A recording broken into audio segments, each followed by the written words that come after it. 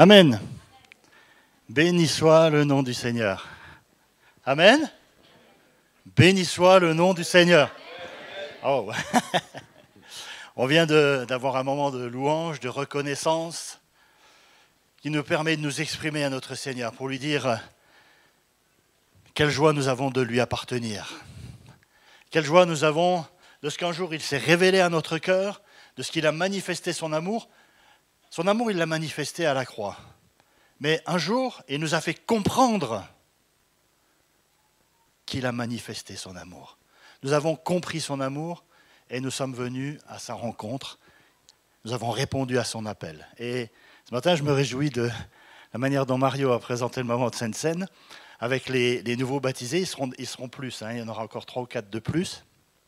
Nous bénissons le Seigneur pour cette joie dans le ciel, pour cette joie au milieu de nous, de voir des frères et des sœurs qui s'avancent, qui répondent à l'appel du Seigneur, qui lui disent « Seigneur, je te donne ma vie, je veux te confier ma vie, je veux que tu conduises ma vie, je veux que tu sois le Seigneur de ma vie.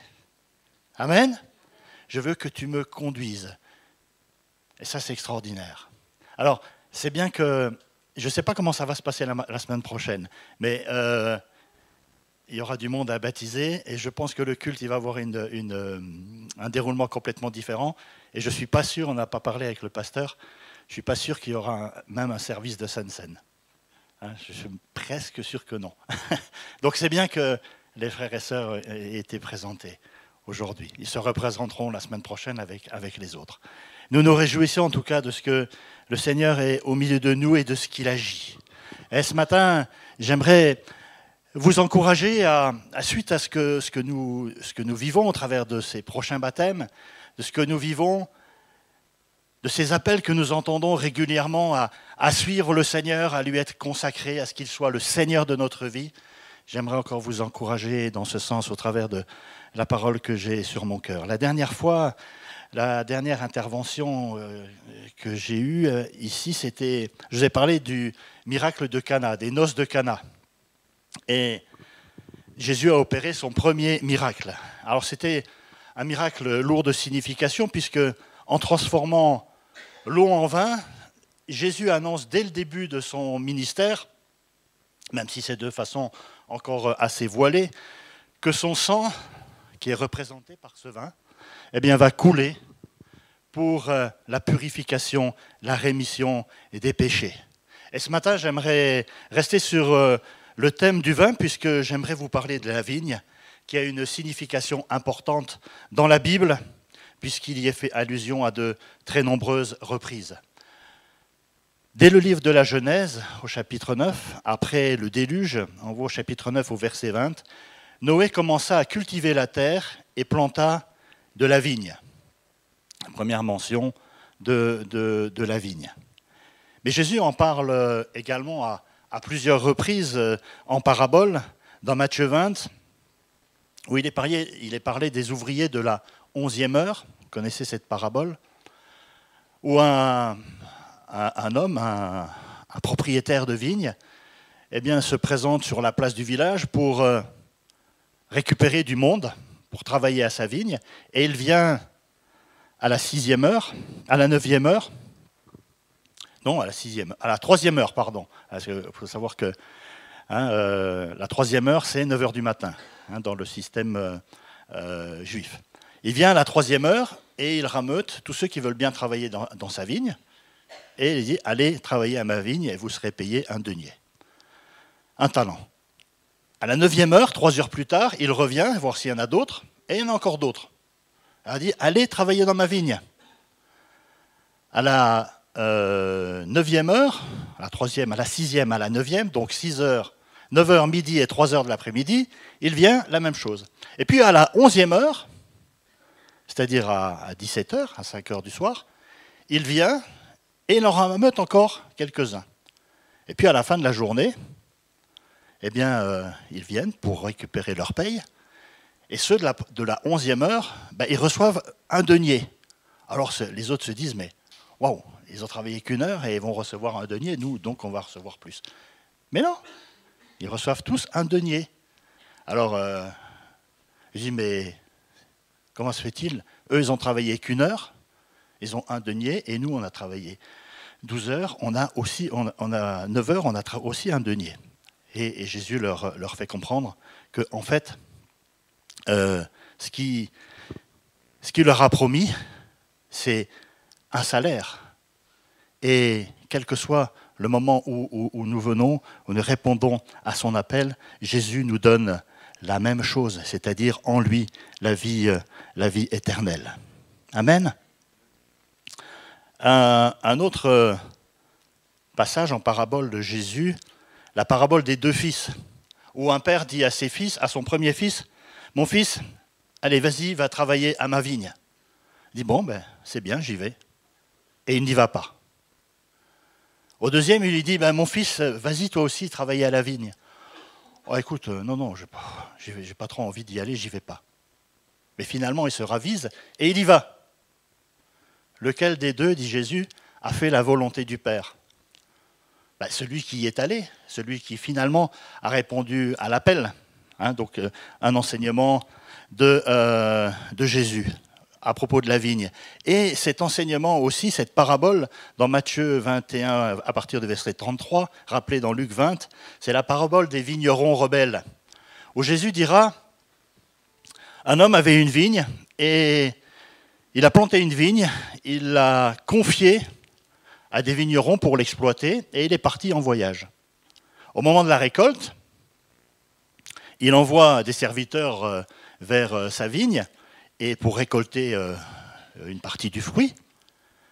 Mais les vignerons qui ont la vigne en affermage, lui disent non, nous on a travaillé, le fruit c'est pour nous. Et il le rejette, même voire un des 2 versets dit qu'il les tue.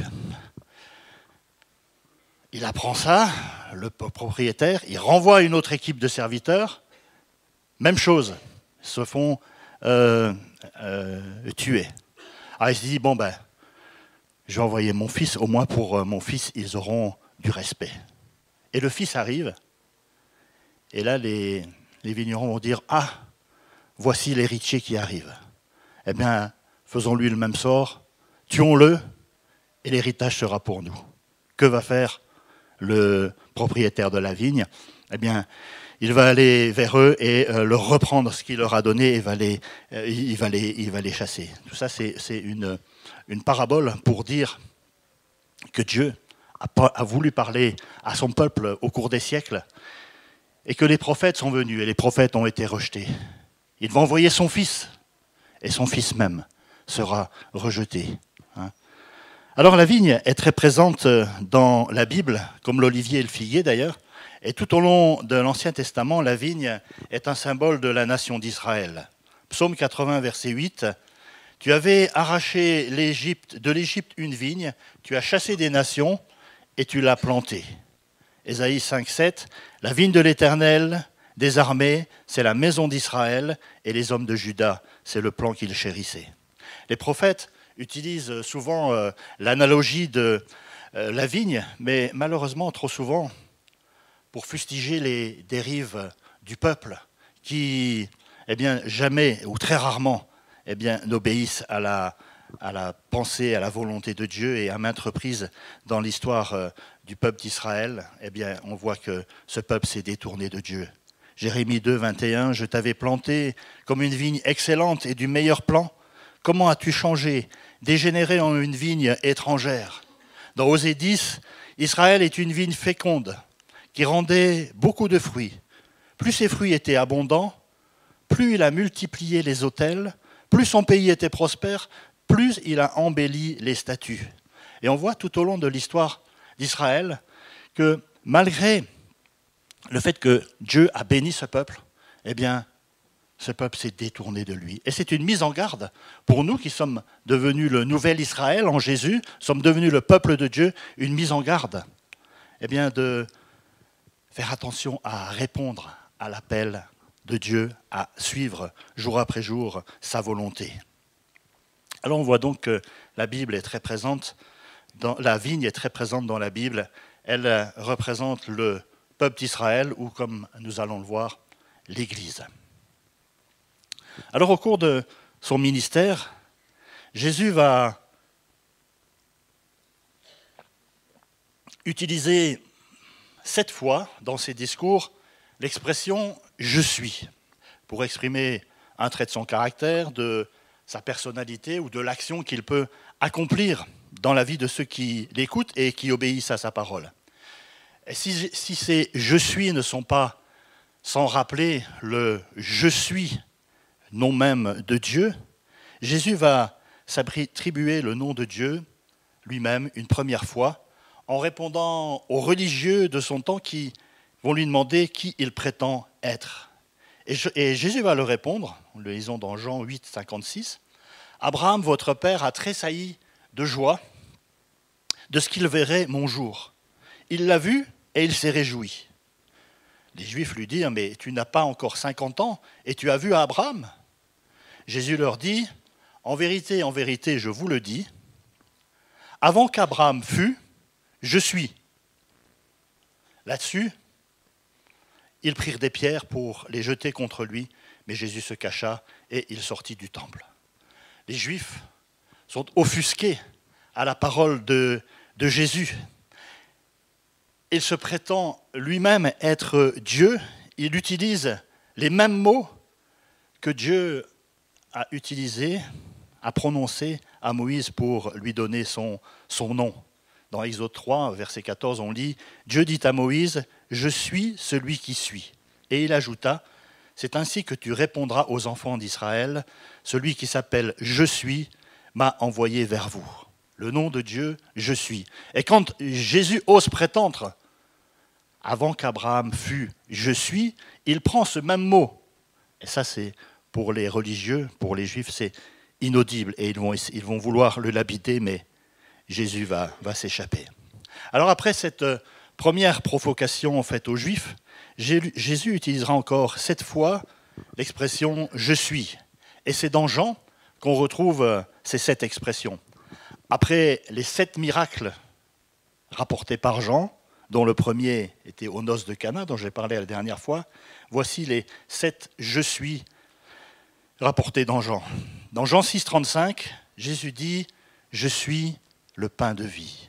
Celui qui vient à moi n'aura jamais faim, et celui qui croit en moi n'aura jamais soif. » Jean 8, 12, « Je suis la lumière du monde. Celui qui me suit ne marchera pas dans les ténèbres, mais il aura la lumière de la vie. » Jean 10, verset 9, « Je suis la porte. Si quelqu'un entre par moi, il sera sauvé. » Jean 10, 11, « Je suis le bon berger. Le bon berger donne sa vie pour ses brebis. » Jean 11, verset 25, « Je suis la résurrection et la vie. Celui qui croit en moi vivra, même s'il meurt. » Jean 14, verset 6, « Je suis le chemin, la vérité et la vie. Nul ne vient au Père que par moi. » Et enfin le dernier, Jean 15, verset 1, « Je suis le vrai cep et mon Père est le vigneron. » Alors, ces 7 « je suis » amèneraient à chaque fois une prédication quasiment, mais je m'arrêterai sur le 7e, le dernier « je suis », qu'on lit au chapitre 15 de Jean à partir du verset 1. « Je suis le vrai cep et mon Père est le vigneron. Tout sarment qui est en moi et qui ne porte pas de fruits, il le retranche. Et tout sarment qui porte de fruits, il l'émonde afin qu'il porte encore plus de fruits. Déjà vous êtes purs à cause de la parole que je vous ai annoncée. Demeurez en moi et je demeurerai en vous. Comme le sarment ne peut de lui-même porter du fruit s'il ne demeure attaché au cep, ainsi vous ne le pouvez pas non plus si vous ne demeurez en moi. Je suis le cep, vous êtes les sarments. Celui qui demeure en moi et en qui je demeure porte beaucoup de fruits, car sans moi, vous ne pouvez rien faire. Si quelqu'un ne demeure pas en moi, il est jeté dehors comme le sarment et il sèche. Puis on ramasse les sarments, on les jette au feu et ils brûlent. Si vous demeurez en moi et que mes paroles demeurent en vous, demandez ce que vous voudrez et cela vous sera accordé. Si vous portez beaucoup de fruits, c'est ainsi que mon Père sera glorifié et que vous serez mes disciples. Amen. Alors Jésus va prononcer ce discours lors du dernier soir qu'il va passer avec ses disciples dans on va dire, la chambre haute, cette pièce qui a été aménagée spécialement pour cette dernière Pâque, où Jésus dira « J'ai souhaité vivement prendre cette Pâque avec vous ». Et on voit que dans l'évangile de Jean, eh bien, il est très différent des trois autres, parce qu'on voit dans ce récit des dernières heures de Jésus que Jésus va donner beaucoup, beaucoup d'enseignements. Et en particulier celui-ci qui nous parle de la vigne et du cep et des sarments. Jésus va expliquer à tous ceux qui l'écoutent, ses disciples, le type de relation qu'ils vont devoir entretenir avec lui, avec les autres, et entre eux, et aussi vis-à-vis du monde. Et ces disciples auront pour tâche eh bien, de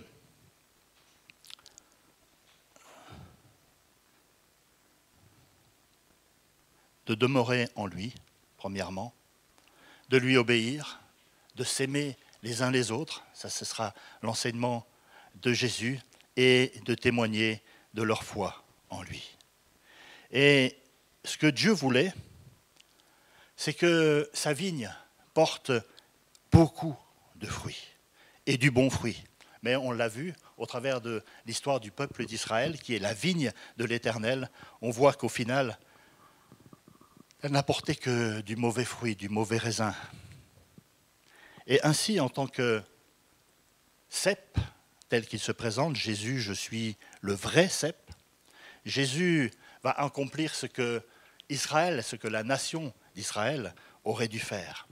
Et par ces paroles, Jésus va ainsi se présenter comme l'Israël, le vrai Israël, l'Israël authentique, celui que Dieu voulait voir se manifester, être une lumière dans le monde. Parce que parfois on l'oublie, on parle d'Israël, le peuple de Dieu, le peuple choisi, et on peut se poser la question, mais tous les autres peuples de l'époque d'Israël, qu'en était-il pour eux par rapport à leur relation avec Dieu? Dieu avait choisi Israël à cause d'Abraham et puis de ses fils et petits-fils, et de Jacob, qui est devenu Israël. Mais qu'en était-il des peuples alentours? Est-ce qu'ils étaient destinés à ne jamais avoir aucune relation avec Dieu? Pas du tout. Pas du tout. Tous les peuples de la terre avaient la possibilité de se conformer à la loi de Dieu. Et en fait, Dieu, en guidant son peuple, en lui donnant ses commandements, eh bien, voulait que, tout comme l'Église aujourd'hui, Dieu veut qu'elle soit la lumière du monde, il voulait aussi que Israël soit la lumière du monde. Et dans l'Ancien Testament, on voit, à très rares moments, certes, mais on voit que des peuples ou des familles vont venir, vont prendre la religion, entre guillemets, d'Israël, la loi de Dieu, vont s'y conformer et ainsi vont entrer dans le peuple d'Israël. On a parlé dernièrement de l'histoire de Ruth qui dira « Ton Dieu sera mon Dieu, là où tu iras j'irai ». C'est un exemple.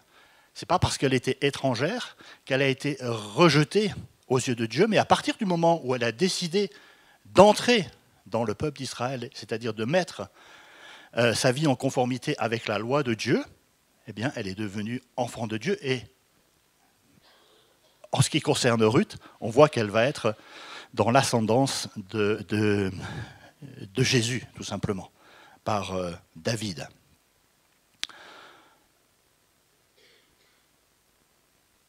Alors, les disciples sont invités à l'enseignement de Jésus, sont invités à abandonner ce système religieux juif et à le remplacer par celui qui leur est annoncé par le véritable Israël, Jésus-Christ.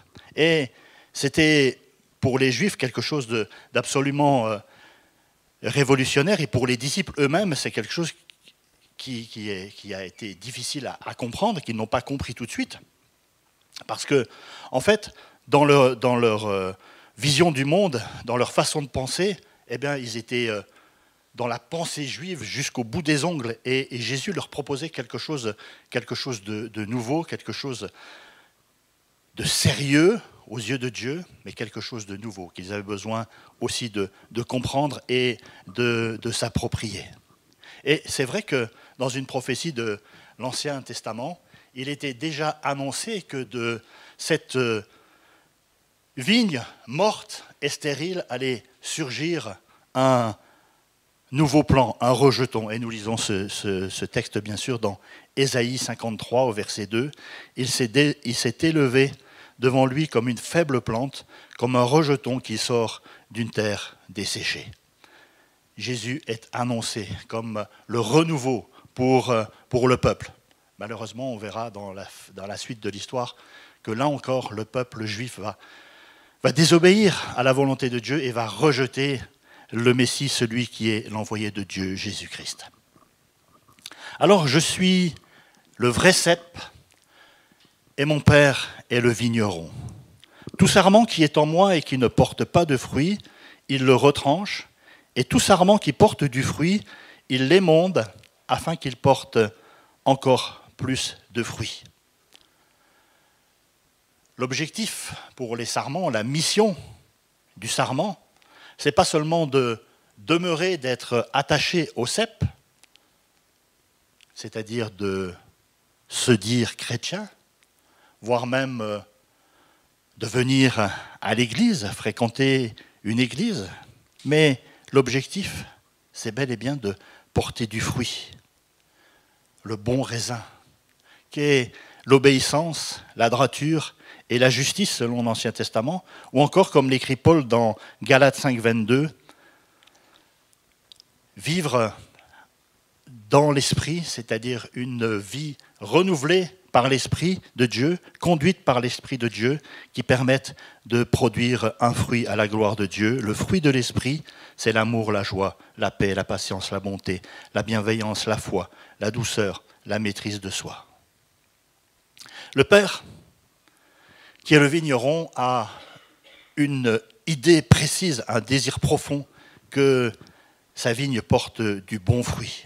Et ce désir va être mentionné dans ces quelques versets à 6 reprises, avec une progression qui va aller du fruit à plus de fruits jusqu'à beaucoup de fruits. Tout ça pour dire combien Dieu tient vraiment à voir sa vigne fructifier. Et c'est dans ce but que les vignerons taillent leurs vignes une fois par an, vous le savez, en hiver, à la fin de l'hiver, avant qu'elle remonte en sève. Ils taillent la vigne pour enlever toutes les vieilles branches de l'année précédente qui ont produit du fruit. Celles qui sont sèches, eh bien, les vignerons taillent leurs vignes, coupées au ras du cep. Et toutes les branches vivantes sont émondées pour qu'elles portent encore davantage de fruits.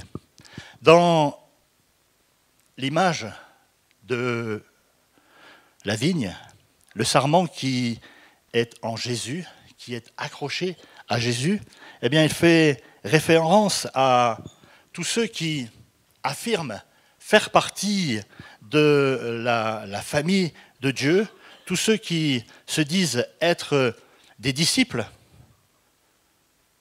des chrétiens, mais qui ne sont pas forcément de vrais disciples, de vrais chrétiens.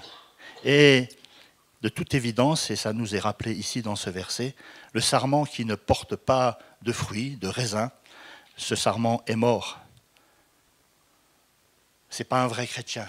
Et par conséquent, il est coupé du cep. Et Judas faisait partie de cette catégorie. Tant qu'il était en compagnie de Jésus avec les autres, il ressemblait à n'importe quel autre sarment, à n'importe quel autre disciple, apôtre. Mais en fait, il n'avait jamais reçu la vie de Dieu en lui et il a été coupé. Au verset 3, nous disons « Déjà vous êtes purs à cause de la parole que je vous ai annoncée. » Alors, on peut se demander, mais qu'est-ce que signifie ce verset? Qu'est-ce qu'il fait là? Quel est le lien avec le verset précédent?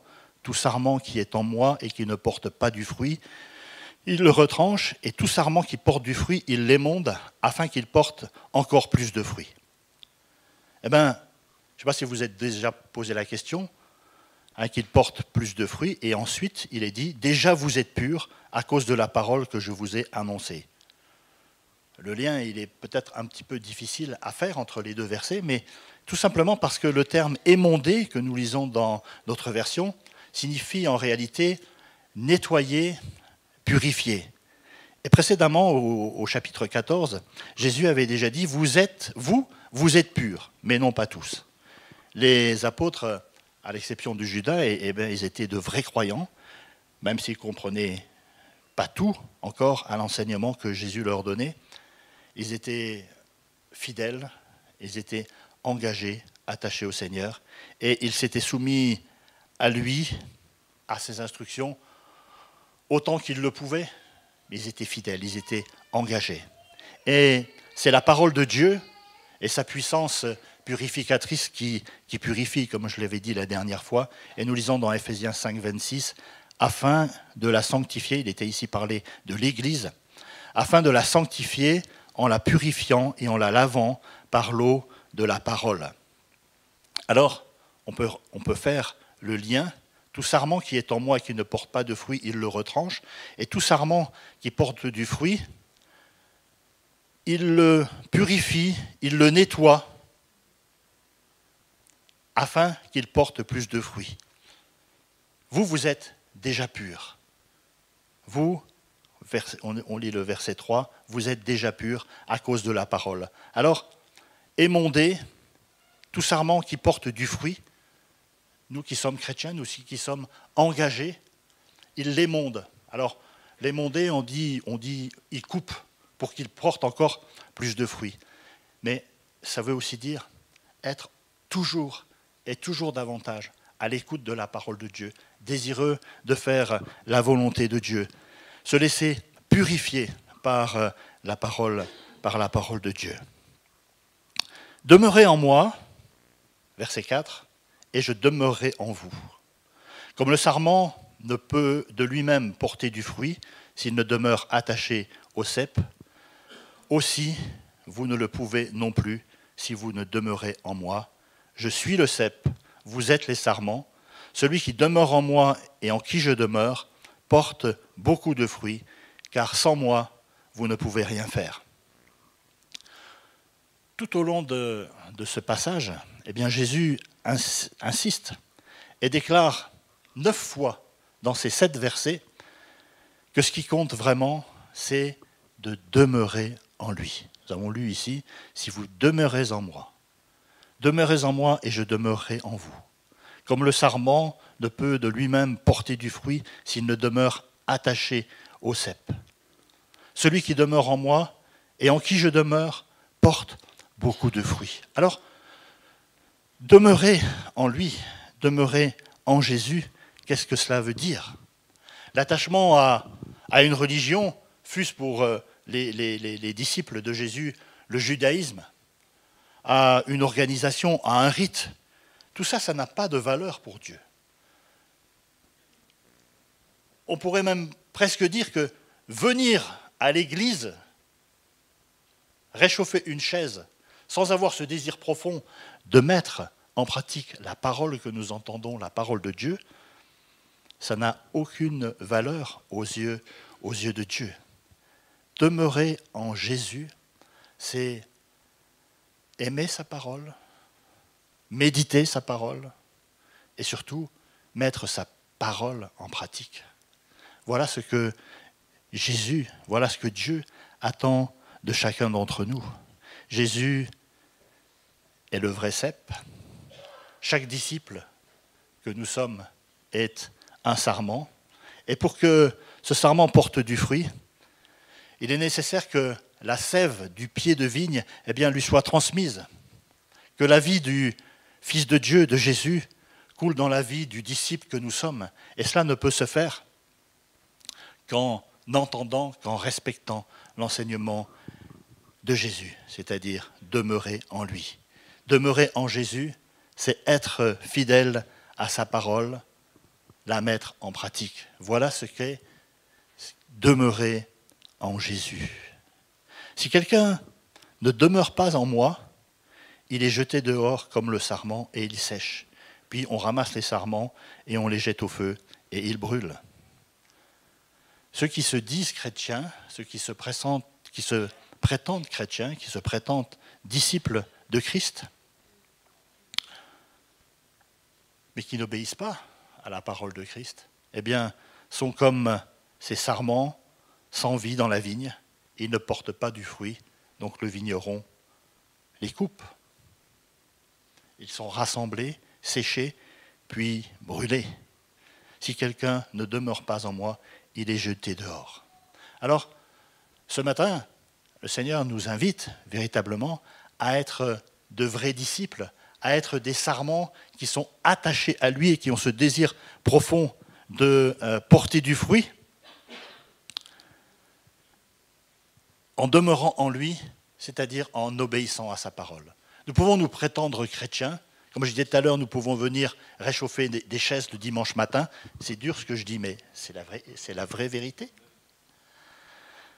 Réchauffer une chaise le dimanche matin, se dire chrétien, ça n'a pas de valeur ou que très peu de valeur si au fond de nous-mêmes, dans notre cœur, dans notre désir profond, nous n'avons pas ce besoin, cette volonté d'obéir à la parole de Dieu.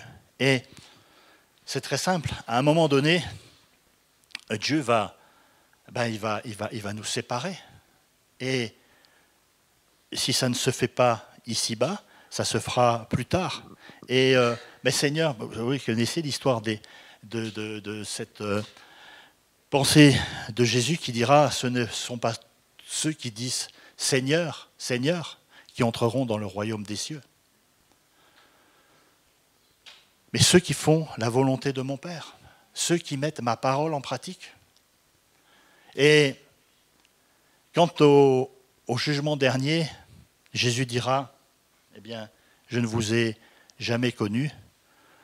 Certains répondront, mais Seigneur, n'avons-nous pas fait des miracles en ton nom? N'avons-nous pas proclamé ta parole, etc. Et Jésus dira, je ne vous ai jamais connu. Il ne suffit pas de se prétendre chrétien, mais il faut être de vrais disciples en mettant sa parole en pratique. Et ça, c'est quelque chose de fondamental dans la pensée de Dieu.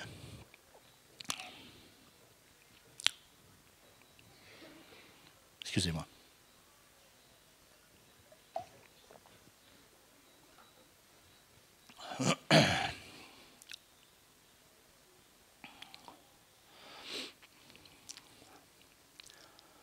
Alors,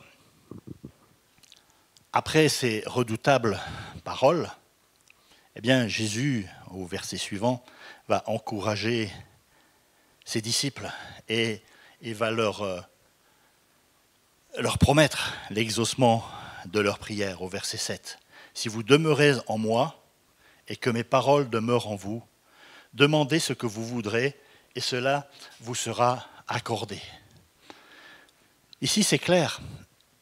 Jésus, le Seigneur, veut que nous soyons attachés au cep, que nous mettions en pratique sa parole, non seulement pour glorifier le Seigneur, mais pour que nous puissions aussi, chacun pour notre part, jouir de sa vie abondante.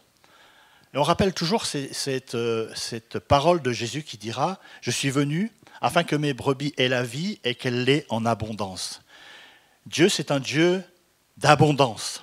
Et il veut que nous soyons dans l'abondance.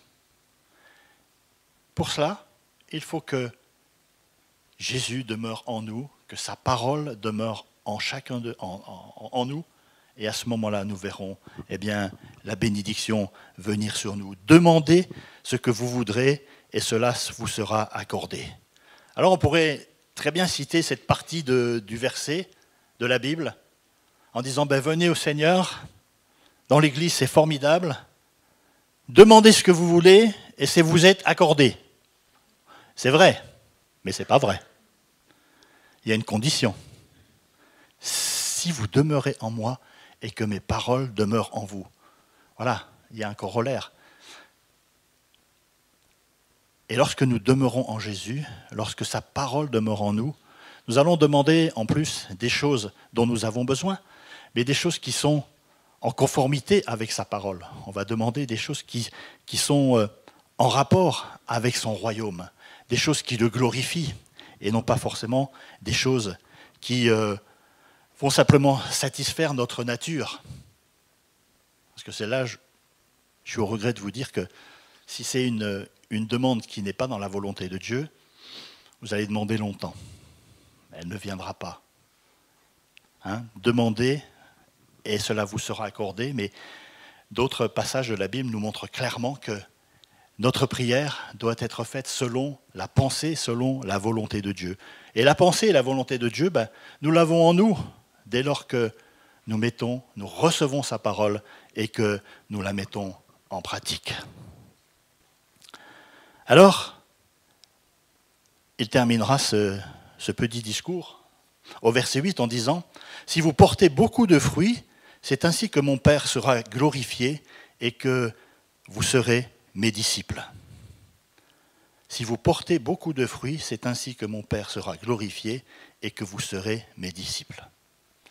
Jésus nous invite à porter beaucoup de fruits pour que notre Père soit glorifié.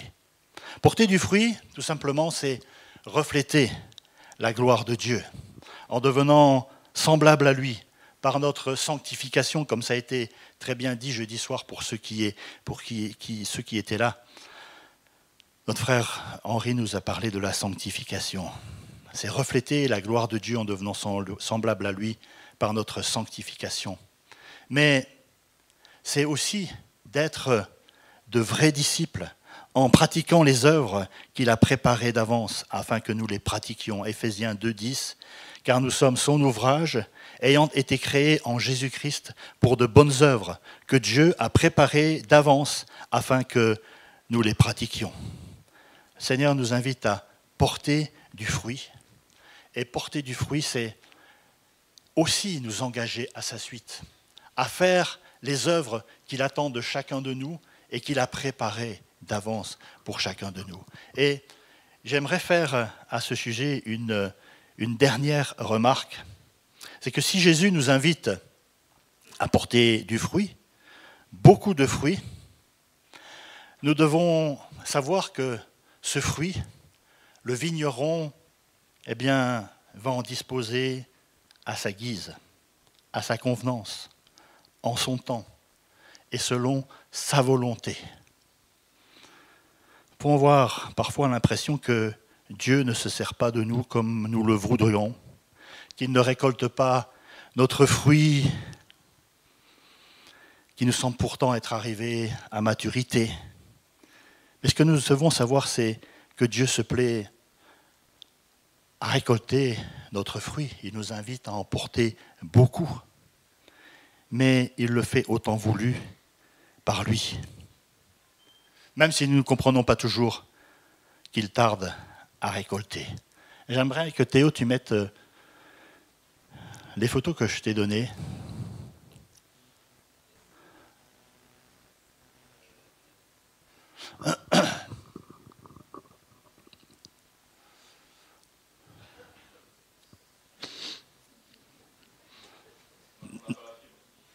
Non, mais il l'a dans l'ordi, mais il ne s'attendait pas à ce que je lui dise maintenant, c'est pour ça. Donc Théo n'est pas en cause, ça va venir. La photo va arriver.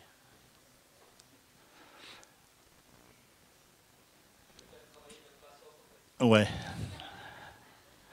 Dieu, à travers de Jésus, nous invite à porter du fruit. Et en tant que disciples, nous avons saisi la nécessité de porter du fruit à sa gloire. Pour répondre à ce dernier verset, si vous portez de fruits, c'est ainsi que que mon Père sera glorifié et que vous serez mes disciples.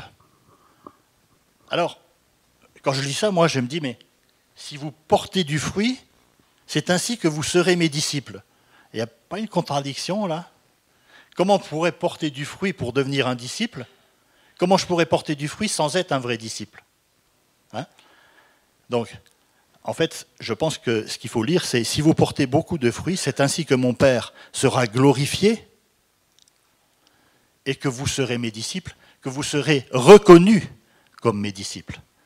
Parce que c'est en étant un véritable disciple qu'on peut porter du fruit. Alors sur cette photo, voilà, vous la voyez? Je l'ai un petit peu... Qu'est-ce que vous voyez là? Si vous arrivez à voir quelque chose. Vous voyez de la vigne et du raisin. Alors, souvenez-vous ce que je vous ai dit avant. Quand nous portons du fruit, parfois nous pouvons dire, mais nous avons l'impression que le Seigneur ne récolte pas. Là, c'est une autre. Sur les deux photos, qu'est-ce qui vous frappe? Qu'est-ce que vous pouvez dire en voyant ces deux photos? Est-ce que tu peux revenir sur la précédente, s'il te plaît? Voilà. Il y a beaucoup de raisins, il y en a un peu plus, oui. Qu'est-ce qui vous frappe d'autre? Là, sur cette photo, on le voit bien aussi. Ouais. Hein? Temps de les cueillir. Alors, ça, ce sont des photos qui ont été prises en Alsace, dans les fameux vignobles alsaciens. Et moi, ce qui me frappe en voyant ça, alors ça, c'est une photo qui a été prise, je ne sais plus quand, il y a quelques années, mais fin octobre, début novembre. C'est confirmé par le fait que vous voyez qu'il n'y a plus de feuilles. Les quelques feuilles qui restent, elles sont jaunes. Donc là, la vendange, elle a déjà été faite depuis un petit moment. Je parlais du fruit, Dieu récolte, il veut que nous portions beaucoup de fruits, et Dieu récolte son fruit à sa guise. Et là, il l'a laissé sur les plants de vigne. Là, il y en a pas mal. L'autre, on a vu, il en reste un petit peu moins, c'est beaucoup plus épars. La vendange a déjà eu lieu, et pourtant, on voit qu'il y a du raisin qui est resté sur pied. Mon fruit, il peut être, j'ai l'impression qu'il est mûr. Mais Seigneur, pourquoi tu ne vas pas plus loin avec moi? Pourquoi tu ne prends pas ce que je te donne? Reviens sur l'autre, s'il te plaît. Et là, on voit qu'il y en a pas mal. Et pourtant, le vigneron, il ne l'a pas ramassé. Pourquoi? Pourquoi il ne l'a pas ramassé? Alors, au moment où il y a eu la vendange, certaines grappes ne sont pas forcément suffisamment mûres. Comme celles qu'il y a sur la deuxième photo, elles sont un peu plus en hauteur. Mais là, il y en a beaucoup, et ce sont celles qui sont au plus près du cep, donc qui reçoivent vraiment le plus rapidement la nourriture de Dieu. Mais le vigneron a fait exprès de ne pas les ramasser. Pourquoi? Parce qu'il va repasser au mois de novembre, et il va ramasser ce raisin. Et c'est ce qu'on appelle dans 3 régions en France, les vendanges tardives. Les vendanges tardives. Alors parfois, Dieu récolte tardivement notre fruit. Mais la caractéristique des vendanges tardives, c'est que c'est un vin de bonne, de meilleure qualité, qui plus sucré. Donc c'est quelque chose qui est voulu par le vigneron pour avoir un nectar beaucoup plus sublime, beaucoup plus agréable. Alors si parfois nous avons l'impression que le Seigneur ne récolte pas notre fruit, laissons-le faire. Il est le divin vigneron. Et notre fruit, quand il va le récolter, sera encore plus à la gloire de l'Éternel. Amen. La vendange tardive. Ne râlons pas si notre fruit est vendangé tardivement. C'est la volonté de Dieu pour qu'il soit encore davantage glorifié. Amen. Alors, ce que j'aimerais dire pour conclure, c'est que le Seigneur attend de chacun de nous que nous portions du fruit. Que nous portions du fruit, et du fruit en abondance, pour que le nom du Seigneur soit glorifié, pour que notre vie soit épanouie, que nous puissions véritablement être des témoins, de vrais disciples de la puissance de Dieu dans nos vies. Et il y a une dernière petite chose que je voudrais partager avec vous, c'est que si nous voulons décider de porter du fruit, de nous consacrer au Seigneur, il faut véritablement que nous soyons mis à part, que nous nous mettions à part pour Dieu, pour Christ.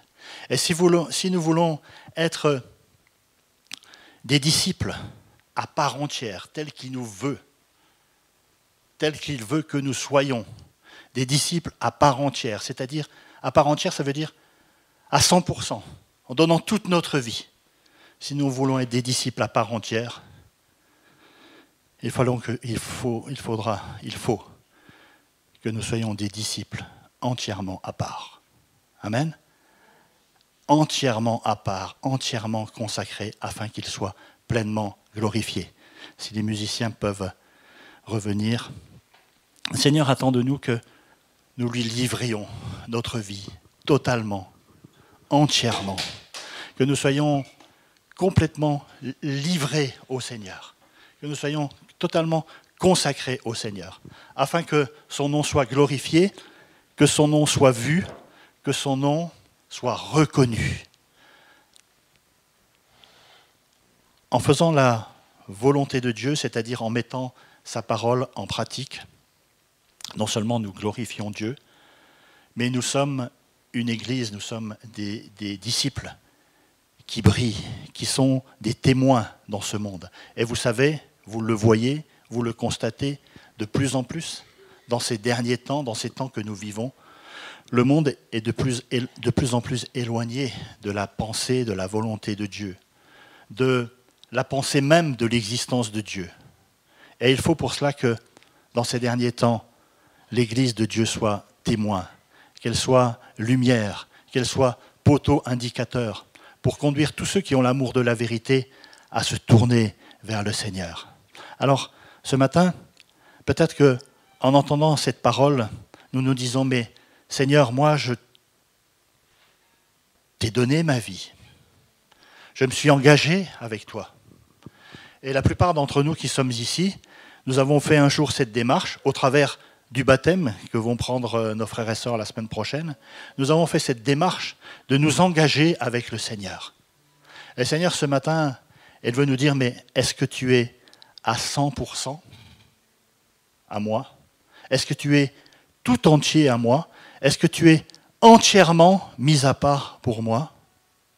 Et peut-être à cette question, nous pouvons répondre, ouais Seigneur, parfois je reprends un peu de ma vie que je t'ai donnée, un peu de ma vie que je t'ai consacrée, pour vivre pour moi, pour vivre selon mon plan, ma volonté, pas forcément la tienne. Alors ce matin, si nous sommes dans ce cas, dans cette perspective, nous voulons dire au Seigneur, eh bien Seigneur, c'est à toi que je veux consacrer pleinement, totalement, entièrement ma vie. Alors je vous invite à fermer les yeux et à vous mettre en pensée devant le Seigneur. Et que cette parole qu'il nous adresse, en nous disant qu'il attend de nous que nous portions du fruit, que nous soyons tout entiers à lui, obéissant à sa parole, et bien qu'en entendant cette parole, nous puissions nous placer devant lui et dire, Seigneur, oui, c'est à toi que je veux être 100%. Alors, si quelqu'un ce matin veut faire cette démarche, je l'invite à simplement lever la main et la rabaisser. Et que par ce geste, nous puissions dire au Seigneur, me voici pour te servir. Et que nous puissions aussi dire au Seigneur, Seigneur, remplis-moi encore davantage de ta présence, de ton esprit. Aide-moi, conduis-moi dans la sanctification, sur le chemin de la sanctification, c'est-à-dire de l'obéissance à ta parole. Que le Saint-Esprit nous aide. Seigneur, merci parce que tu as vu tous ceux qui se sont approchés de toi ce matin en levant la main pour te dire, viens et prends possession de toute ma vie. Sois-en le maître. Seigneur, tu approuves cette démarche parce que c'est une démarche qui répond à ta volonté. Aussi, Seigneur, je veux te prier de bénir mes frères et sœurs qui, ce matin, ont entendu cette parole, qui s'approchent de toi et qui veulent te donner encore la totalité de leur vie. Qu'ils puissent se consacrer, Seigneur, à ton service pleinement, pour que tu en sois glorifié pleinement et qu'ils puissent, eux aussi, jour après jour, eh bien, parce que ta parole demeure en chacun et qu'il demeure en toi, qu'ils puissent recevoir eh bien, la réponse à leurs prières. Demandez ce que vous voudrez et cela vous sera accordé. Seigneur, merci parce que tu es un Dieu de fidélité, un Dieu de bonté, un Dieu de bénédiction. Et Seigneur, ce matin, tu envoies la bénédiction sur ton peuple, sur tous ceux qui s'attendent à toi, sur tous ceux qui désirent te servir et te glorifier. Nous voulons ensemble les bénir de ta part. Au nom de Jésus, soyez bénis de l'Éternel. Amen. Amen. Que Dieu vous bénisse.